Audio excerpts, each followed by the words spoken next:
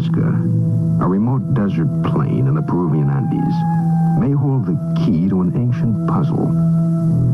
On January 5th, 1973, we reported the possibility that the lines and figures etched on the mysterious plain marked the site of a landing made by astronauts thousands of years ago. Since then, the strange drawings, visible only from the air, have been photographed by aerial survey, satellite, and the Skylab astronauts.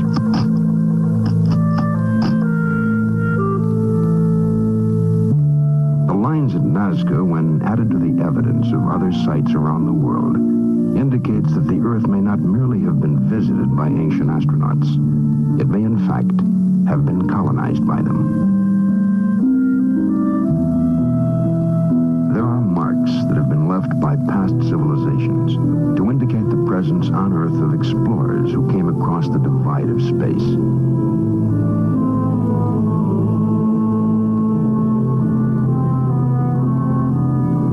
Did those colonists inspire the legends of gods who came from the skies? Can we find the historic fact of their presence in the myths of ancient man? 100 years ago, an amateur archaeologist decided that Homer's Iliad was not myth, but history. He followed the epic account through the Aegean Sea to Asia Minor, and there he found the ruins of the lost city of Troy.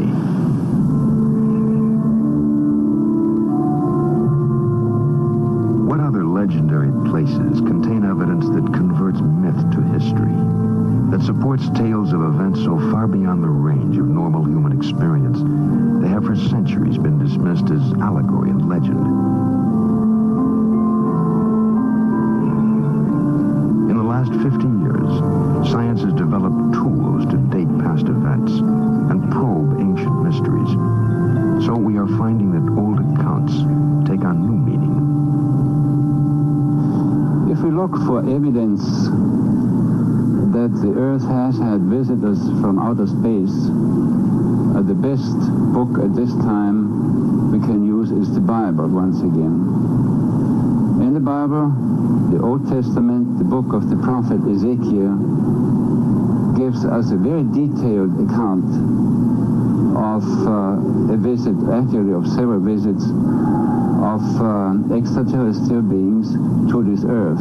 It's possible that in the course of our history in the last 13,000 years that ships from Epsilon Botis have come here, have conducted survey missions, possibly even had small settlements established here for a time and pulled out again.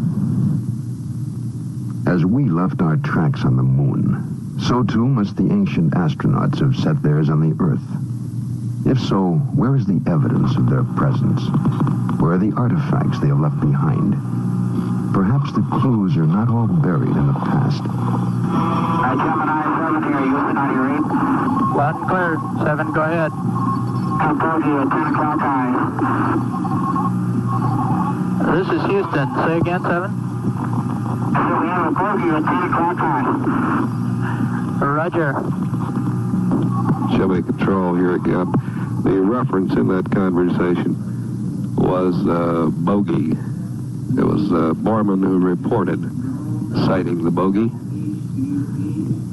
This is Gemini Control Houston at 4 hours, 24 minutes into the flight. Bogey is the code word for an unidentified aircraft. But a bogey in space is almost beyond belief. Or is it?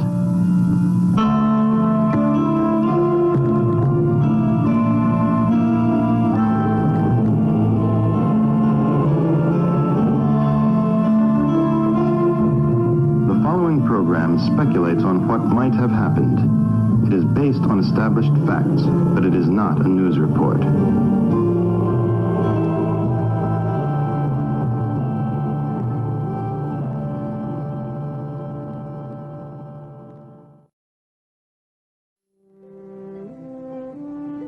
The sun in our heavens will burn for another 4 billion years. Then it will expand to a red giant.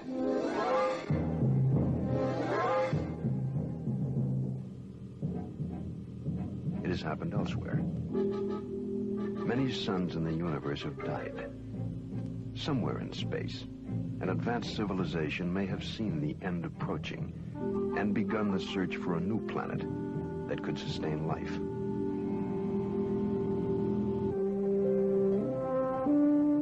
We have come of age in space. Our own explorations tell us it is possible that man-like creatures might have come here in their quest for a place to regenerate life.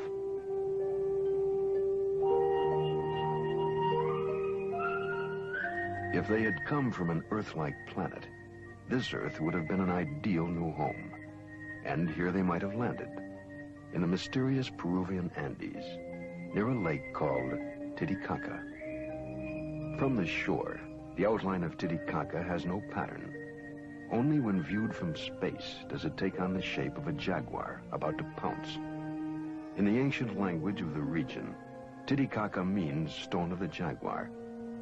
Was it named by arriving space colonists? An arid mesa called the Altiplano fringes Lake Titicaca. On the barren, windswept plain, the air is thin, and corn does not grow. It is a harsh environment. Yet there is reason to believe that here, long ago, a colony was established by visitors from another planet. It is possible that the first inhabitants of the Altiplano are our dim and distant ancestors. We may never know what actually occurred here. Most of the traces have been obliterated. The Inca, who dominated this part of the world, erased the histories of the regions they conquered. But in the mounds, rubble, and broken walls of an Andean plain lie the ruins of a once great city. Called Tiahuanaco, it stands mysterious and unexpected at 13,000 feet above sea level. It might have housed the most advanced civilization of ancient times. Long before the Inca arrival, Tiahuanaco was a reality, and the question arises, how much did the Inca take away in plunder, and how much in technology? The Inca did not build Tiahuanaco, nor did the ancestors of Indians who now live on this desolate mountain plain. Who did create this city?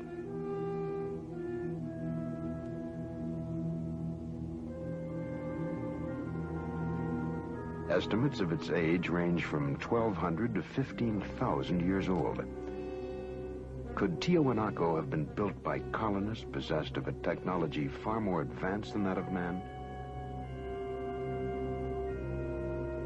This subterranean temple is not unlike an anthropological museum or the trophy room of some big game hunter. The faces show a bewildering variety of shapes and expressions. Some are familiar, others alien, a range that covers the racial spectrum of man. Are these models of man or experimental designs for man?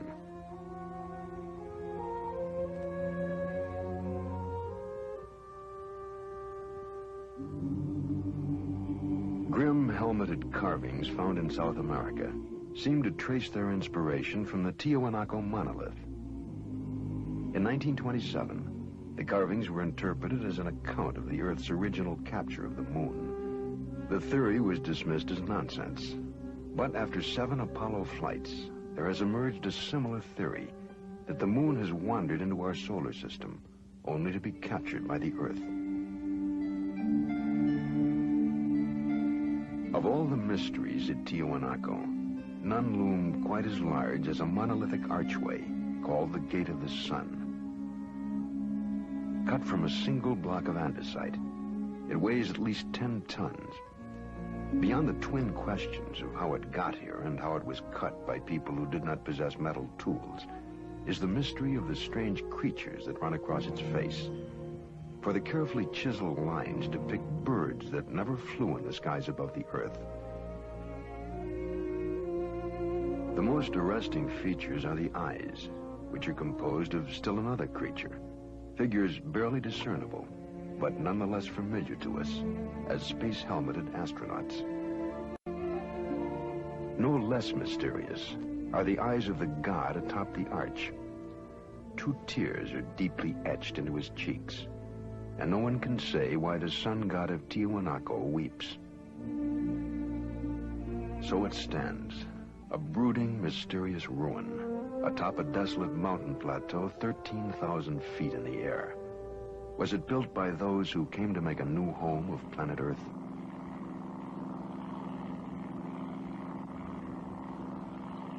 "300 miles away, on another plane, lie the strange lines of Nazca. Nazca may have been a landing field, a base camp from which ancient astronauts took off to explore the planet they had found. Perhaps, but the lines at Nazca, which take shape only when viewed from the air, might have another function, one directly related to space and suborbital travel. For these lines, radiating in all directions, look not unlike the route maps of a modern-day airline. Do they point the way to other outposts on the Earth? A route map for the Earth's original colonists? If followed, where will they lead? One line pointing east leads to a remarkable, unexplained artifact, 300 miles away. No one can say when the great stone of Saiwiti was carved, nor do we know what tools were used. But here it stands. Various interpretations have called it a sacrificial altar, a city plan, a map of the universe, and a model of colonial outposts on Earth, complete even to the agricultural terraces that make farming possible in the mountains. The terraces in the Peruvian Andes, for example, have been in continuous use for centuries. They reach upwards to the ruins of an ancient city, complete with temple, astronomical observatory, and a fortress to guard the crops. Did the founding colonists design these mountain stepping stones for settling the planet?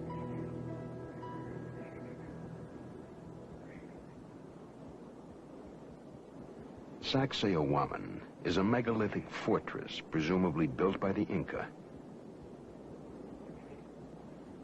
The snake marks a stone so heavily magnetized, it will cause a compass needle to spin wildly. Legend says the Inca kings received a special power from this stone. With it, their empire spread from the Pacific coast to the Amazon jungle, leaving a record of accomplishment wrapped in enigma.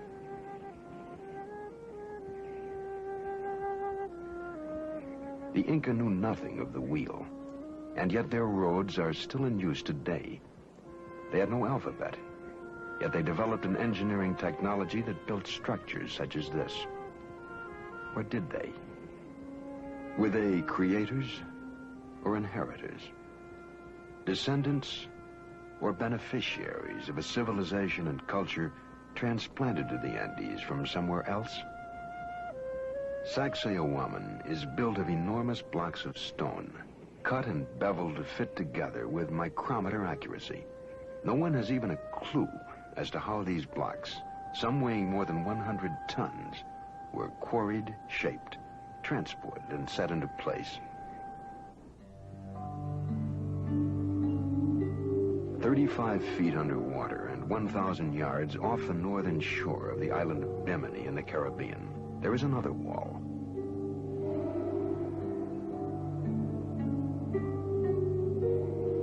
There's absolutely no indication of who might have built it, but the huge blocks bear a striking resemblance to the masonry of the Incas.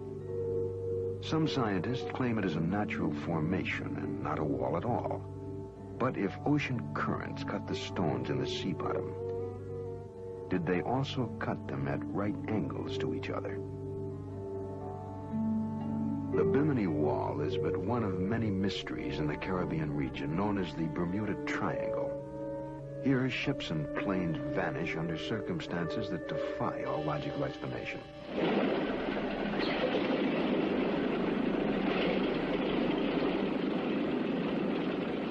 Just after the close of World War II in December 1945, 5 Navy fighter planes vanished without a trace, leaving a mystery that remains unanswered today. Their disappearance has been the subject of a 25-year investigation by magazine reporter Art Ford. Well, a routine naval air patrol took off from the Fort Lauderdale Naval Air Station. 5 planes, 14 crew members, 5 different radios. After the planes were in the air a few hours, they vanished. 5 radios did not give a coherent reason why they vanished. The men were never seen again. No wreckage of the planes was ever found. There was no radio contact after they were lost. A search plane went up after them with 13 men aboard, with every bit of equipment necessary to find them. It vanished within 7 minutes. Particularly significant in the case of the missing planes was the radio transmission report that remains in the record in the archives in Washington. Lieutenant Robert F. Cox was flying out to try to find Flight 19. He said on the radio, "What is your present altitude? I will fly south to meet you." And Taylor, who commanded Flight 19, replied, "Don't come after me." He was warning his fellow flyers who were trying to rescue the plane, which they thought was lost, and he said, "They look like they're from outer space. Don't come after me." More than 100 ships and airplanes have been lost in the Bermuda Triangle, taking with them 1,000 lives. There is no explanation for the disappearances that have taken place in clear weather and calm seas. But now we have one more question. Is this the corridor to outer space? Did the first colonists plant a homing device, a navigational aid, under these waters? A beacon for spacecraft to home in on that somehow interferes with our own navigational devices?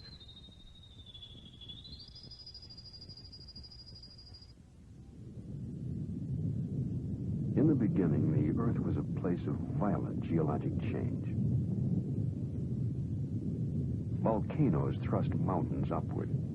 Islands were created and destroyed in the violent birth pangs of our world. In this same underwater volcanic cauldron, life may have had its beginnings. The principal basis of life is protein.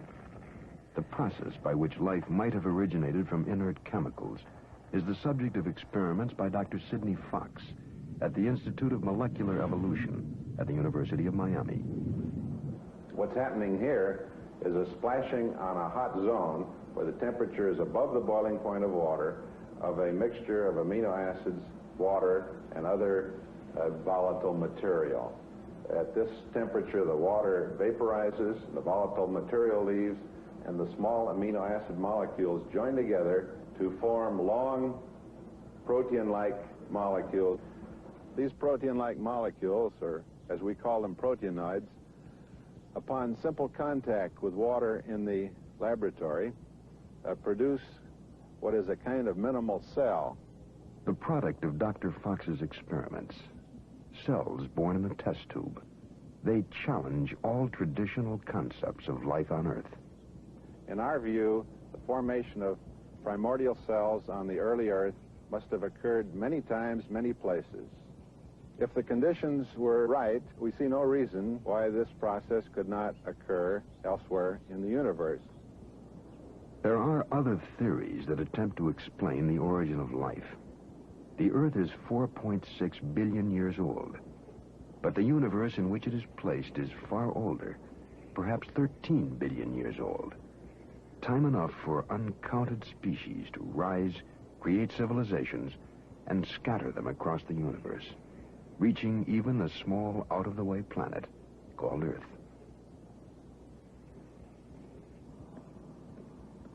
Dr. Leslie Orgel is a biologist at the Salk Institute in California. He and Nobel Prize winner Sir Francis Crick developed the theory of directed panspermia, the idea that life on Earth was sent here by a superior civilization. Dr. Orgel. In the 19th century, there were 2 theories about how life could have got to the Earth from outside. One theory, which was due to Lord Kelvin in England, said that life arrived as a spore carried on a meteorite. And the other theory, which was popularized by Arrhenius in Sweden, suggested that a spore could have been blown directly from a planet on another solar system all the way to the Earth. Now, in the last 10 or 20 years, it's become more and more clear that these theories just won't work, that a spore coming from outer space would be destroyed by radiation long before it got here, and a meteorite probably could never escape from another solar system. Now, directed panspermia is a sort of last attempt to resurrect the theory that life could have come here from elsewhere, and the notion is that maybe life was deliberately sent here by a technological society on some other planet, probably in our own galaxy. If life had arisen on the Earth and evolved spontaneously here, it seems at least possible that we would have many very different forms of life competing with each other. In fact, we know that all living things have evolved from a single cell which inhabited the Earth about 3 or 4 billion years ago, and there don't seem to be any traces of any competitors of that sort of a cell. Now, there are perfectly normal biological explanations of this that don't call for anything magical or anything extraterrestrial, but even when all is said and done, it remains a little bit surprising that there isn't any evidence for other sorts of organisms than the ones we see. Now, if life had come from another planet, however it had got here, whether it came on a rocket or on a meteorite or as a single spore, we could understand very easily why there's only one sort of life, because we would all be descendants of a single ancestor, the one that happened to get here. If a rocket had crossed the reaches of open space and brought to Earth the seeds of life, then it is possible that the seed of man also traveled here, directed by intelligence from another planet. Did the primitive Peruvians also know of these origins? If they did, it would explain why they carved fertility symbols from only one material, meteorites. For thousands of years, Neanderthal was the most advanced primate on Earth and a logical ancestor of man. But Neanderthal suddenly disappeared 35,000 years ago, and a new presence appeared on Earth, Cro-Magnon. So different is he from Neanderthal, most scientists cannot account for his presence. They know only that suddenly these creatures began to walk the Earth. We are their descendants. But the question remains, are they descended from the stars? Or did they receive from some ancient astronauts the knowledge and tools that enabled man to rise above the other creatures struggling for survival on Earth? Do ancient drawings commemorate such an event?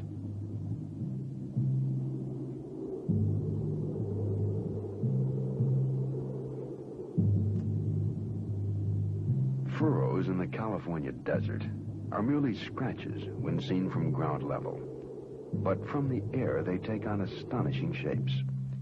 They were formed by men who lived here thousands of years ago.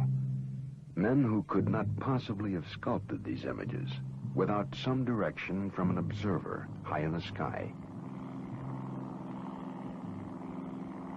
All over the world, men have cut, shaped, and gouged the Earth to create images that could only be seen from the heavens. Thousands of years ago, someone carved remarkable earth drawings on the English hillsides. Were they placed there in tribute to some distant forebearer who came from space? Is that why man first turned his eyes upward toward the gods in search of his primal beginnings, and in the process began to question and learn of the gigantic forces at work in the universe? Is that how man's first science, astronomy, came into being?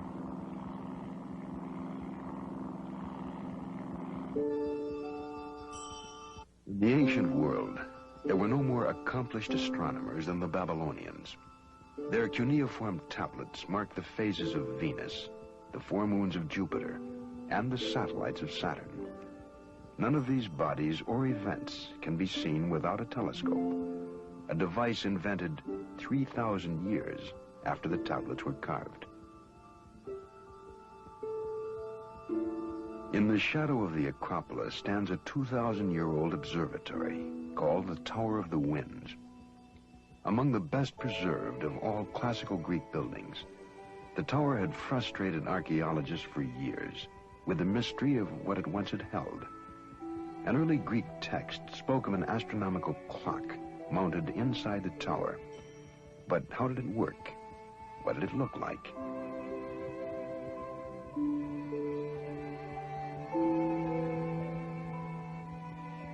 No one could say until a Greek sponge diver found these clockwork gears in the sea.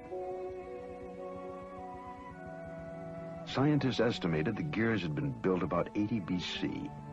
Moreover, they determined that these plates and dials had been part of an extremely complex piece of machinery that had in fact been mounted in the Tower of the Winds. Finally, they concluded that it was an astronomical computer used to calculate the motions of the stars and planets.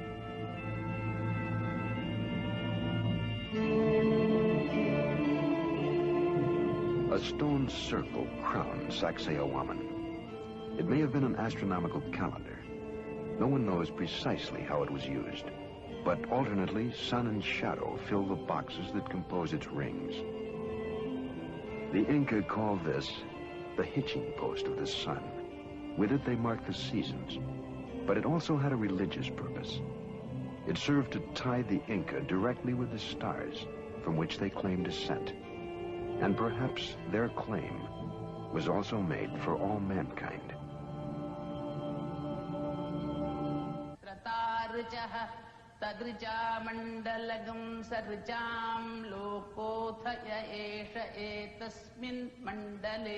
To some scholars, the world's oldest source of wisdom is in India. This chant is part of a spoken encyclopedia called the Veda. It is at least 5,000 years old and may represent the oldest body of technical knowledge known to man, with references to television, atomic energy, and interplanetary travel. Committed to paper 400 years ago, it is still the target of intensive research by scholars such as Padmasri Sivaramamurthy, the director of the National Museum of India. In ancient India, as all over the world, they had a desire to travel in the sky. We have the aerial car of the god of light, Surya, mentioned in the Rig Veda itself. We have also the Pushpaka Vimana, the wonderful aeroplane that could carry any number, mentioned in the Ramayana. A real aerial car managed by an engine. The rishis could transport themselves to any planet that they wanted because of their siddhi. A force known as Sidli was said to exist in the world of the ancients. Using Sidli, they could transport themselves anywhere on Earth, into the skies, and finally to other planets. What was Sidli, and who brought it to Earth? If the tales and images of space travel were limited to India, they could be dismissed as the product of overworked imaginations.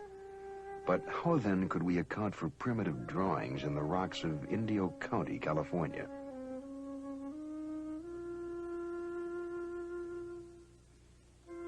In the 20th century, we accept the existence of spacecraft. What event could possibly have inspired this 14,000-year-old drawing of a spaceship landing on the Earth? On a rocky plain in the Andes called Toro Muerto, hundreds of petroglyphs depict the same scene.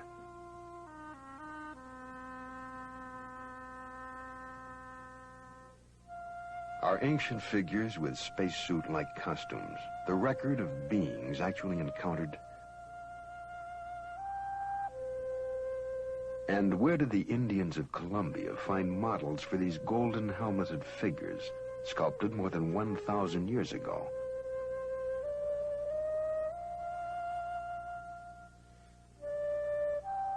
The same people molded these golden objects, which look startlingly like a modern delta-wing jet fighter plane. It was used, but alternately sun and shadow fill the boxes that compose its rings. The Inca called this the hitching post of the sun.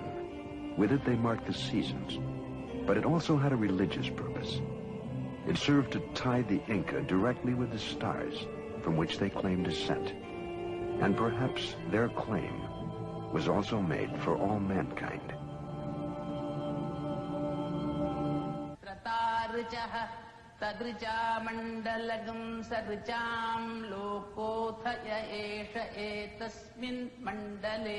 To some scholars, the world's oldest source of wisdom is in India. This chant is part of a spoken encyclopedia called the Veda. It is at least 5,000 years old and may represent the oldest body of technical knowledge known to man, with references to television, atomic energy, and interplanetary travel. Committed to paper 400 years ago, it is still the target of intensive research by scholars such as Padmasri Sivaramamurthy, the director of the National Museum of India. In ancient India, as all over the world, they had a desire to travel in the sky. We have the aerial car of the god of light, Surya, mentioned in the Rig Veda itself. We have also the Pushpaka Vimana, a wonderful aeroplane that could carry any number, mentioned in the Ramayana. A real aerial car managed by an engine. The rishis could transport themselves to any planet that they wanted because of their siddhi. A force known as Sidli was said to exist in the world of the ancients. Using Sidli, they could transport themselves anywhere on Earth, into the skies, and finally to other planets. What was Sidli, and who brought it to Earth? If the tales and images of space travel were limited to India, they could be dismissed as the product of overworked imaginations. But how then could we account for primitive drawings in the rocks of Indio County, California?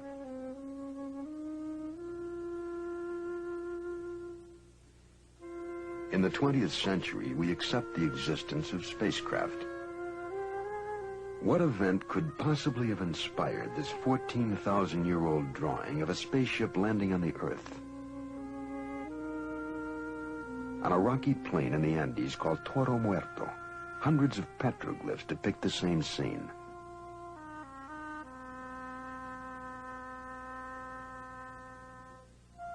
Are ancient figures with spacesuit-like costumes the record of beings actually encountered? And where did the Indians of Colombia find models for these golden helmeted figures, sculpted more than 1,000 years ago?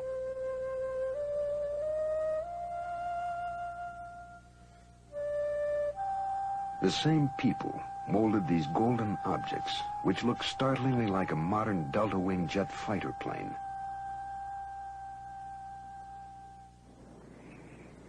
Could flight have played a role in the construction of this rocky fortress in Peru? Called Ollantaytambo, it spans a pass through the mountains that link the jungle with the sea.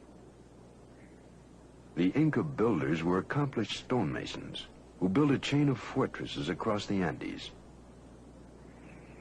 Nowhere is there an explanation for the technology used to carry enormous pink slabs, each one more than 60 tons, from this mountain where they were quarried, across the river and valley, and then 10,000 feet up the face of Ollantaytambo.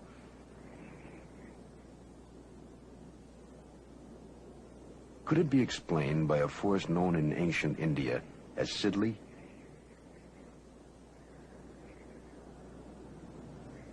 Cuzco, once the capital of the Inca Empire, is a mixture of Spanish and Inca architecture. The walls of this street contain a stone that has 12 angles cut within it. So tightly do the stones fit that no mortar was ever used to join them together, and not even a knife blade can be slipped between the joints. The wall once formed a part of an Inca temple of the sun. The Spanish conquistadors used the walls built by the Inca as the foundation of a church.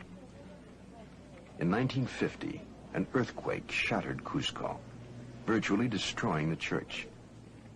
Today, the people of Cuzco are still rebuilding the church atop the ancient earthquake-proof structure. The original walls, however, remain standing. Again, the question arises, did the Inca receive this building technology from the original colonists? The strangely knotted strings are called quipu. No one today can read them. But when the Spaniards first came to Peru, the Inca kings would call upon their rememberers who would consult the quipu and account for every kernel of corn and man, woman, and child in the empire.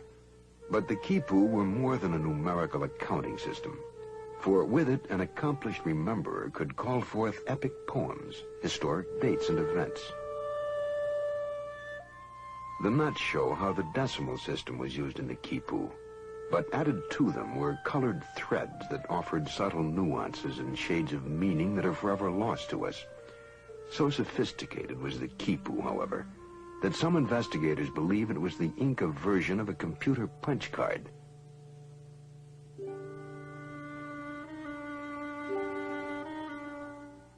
An enormous crystal was placed in a Mochica grave more than 1,500 years ago. It is among the hardest of all minerals, yet it was cut, polished, and shaped by a technology that theoretically could not have existed at that time. Other hands carved this skull. The British Museum calls it 15th century Aztec. But why would the Aztecs, who never created naturalistic art, suddenly render in crystal a skull?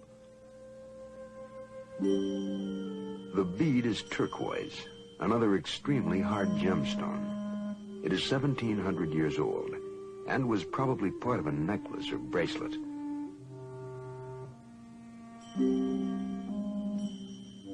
The hole in each bead has a diameter of 0.19 millimeters. Even today, we can barely drill holes that small. The ibis is native to Egypt, but it was carved into an ancient stone printing roller found on the Pacific coast of South America, 8,000 miles from Egypt. These 1,500-year-old pottery figures form a portrait collection that depicts the races of man. All are separated by time and distance. And yet somehow the potters of an Indian tribe called the Mochica cataloged races they theoretically should never have encountered.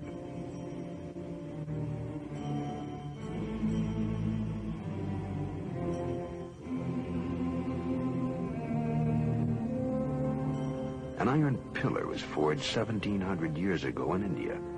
It confounds the laws of metallurgy. Too large to have been forged in one piece so long ago, it is rust-free after 1,700 years. No less remarkable, although a mere 700 years old, is a rust-free iron tooth. Found in a Peruvian grave, it seemingly is as functional as any modern dental prosthesis. Other graves yield the suggestion that the ancient Peruvians accomplished neurosurgeons. At the Cuzco Archaeological Museum, Dr. Fernando Caballesi, professor of neurosurgery at the University of San Marcos, demonstrates. These skulls here are just a very small sample of the tremendous amount of skulls that were found in the graves of the ancient Peruvians. I think that all in all, we have studied more than 10,000 skulls that have been unearthed. Now, these are some of the instruments that they used. This is called the tumi knife, which was used this way just to open the scalp.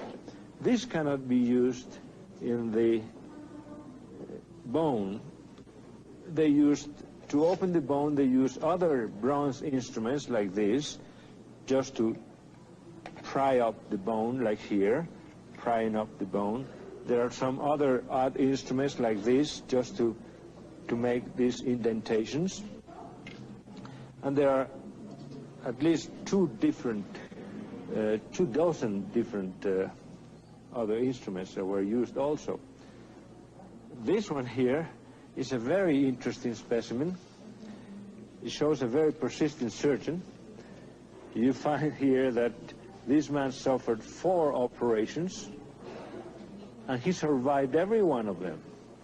Either it was a very sick man or a very persistent individual who operated on them.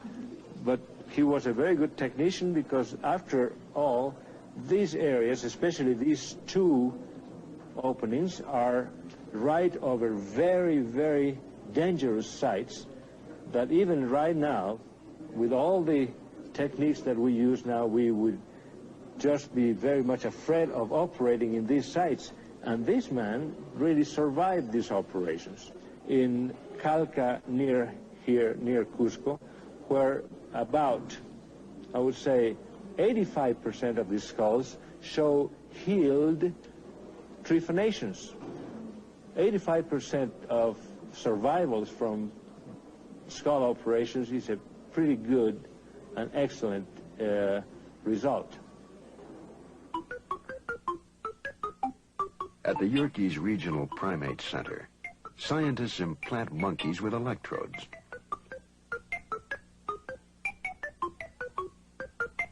The experiment stimulates the brain with radio waves and thereby controls behavior. Are today's scientists seeking knowledge already gained by similar experiments performed centuries ago?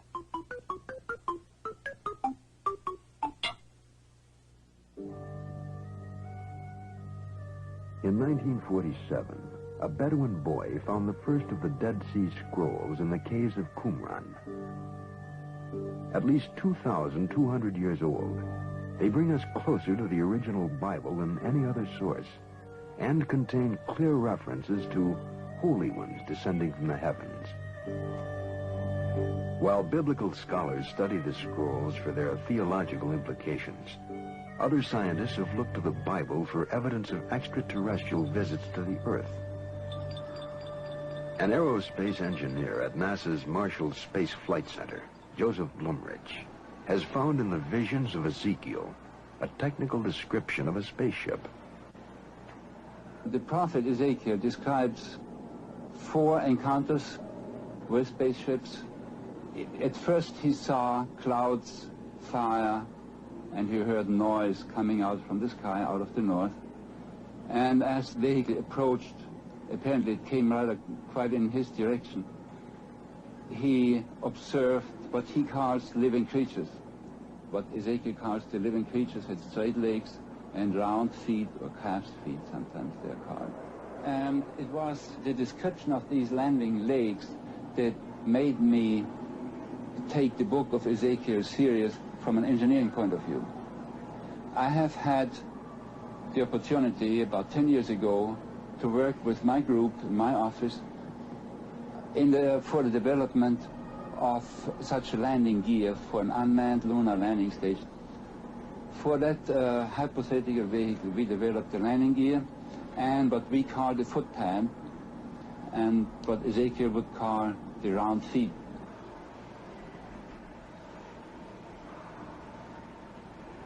Translating Ezekiel into engineering terms, Mr. Blumrich had these artist sketches made of a landing vehicle supported by 4 helicopter units.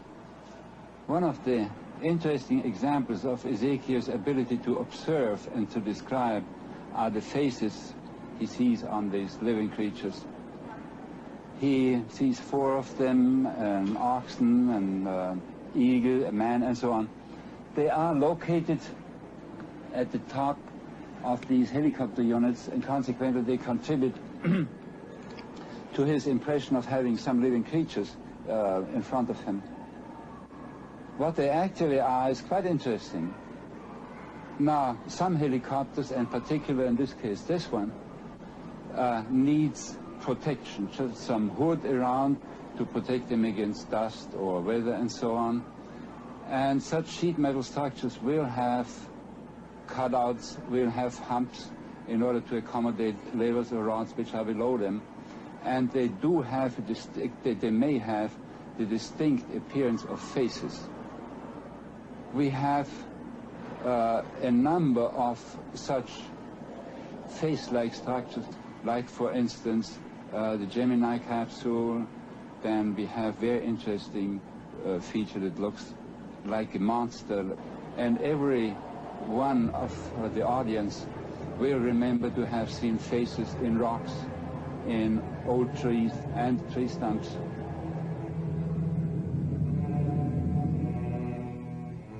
Jericho was built more than 9,000 years ago. Here man has lived continuously for a longer period of time than anywhere else on the face of the earth. And here remains one of the most puzzling of ancient mysteries. Great walls 12 feet thick made the city impregnable. But Joshua called upon his priests to blow their trumpets, and the walls came tumbling down. But how?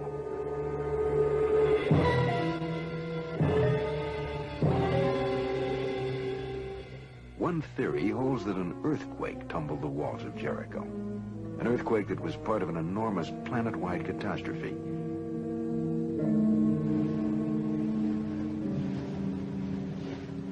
Around the world are indications of great disasters that might have caused the gods, themselves colonists on an alien planet, to flee impending doom.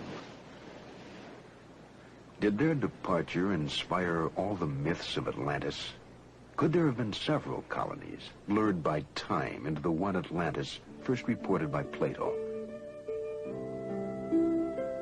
Are legends, in fact, the histories of visitors from afar who colonized the earth? Plato told of a fabulous kingdom that was then more than 9,000 years old. Whatever fragrant things there now are in the earth, or woods, or essences which distill from fruit and flower, grew and thrived in that land, wrote Plato. They constructed buildings about them and planted suitable trees. Some of their buildings were simple, but in others they put together different stones, varying the color to please the eye and to be a natural source of delight. Perhaps a city in Peru, abandoned 3,000 years ago, was the base. It once held 100,000 people. Why did they flee? We will never know, for they left nothing of themselves, no trace of their presence, except a silent city of mud walls. Might they have been colonists recalled to base in the face of an impending catastrophe? What happened here, on this windy plain, halfway between the sea and the sky? The only witness is a mute stone god who looks out at the ruins of a once great civilization and weeps. It has been estimated there exist 50,000 civilizations, more advanced than the one we know. If only one of those civilizations saw its sun dying, it could have seeded the earth.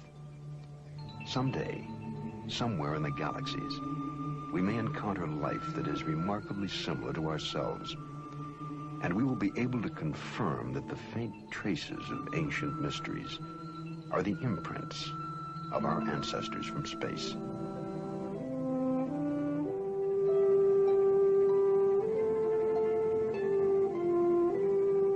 Man has been in space since 1957, when the Russians first orbited a grapefruit-sized satellite called Sputnik. Since then, men have walked upon the moon and lived in laboratories that orbit the space between the Earth and the moon. Soon we shall reach out to the other planets of our solar system, and then to the stars. But even before men ever dreamed of space travel, they reported on visitors from space. And to this moment, the reports continue. Are the most recent UFO sightings evidence of continued alien interest in the Earth? Is someone in space still watching the descendants of a colony sent to Earth thousands of years ago?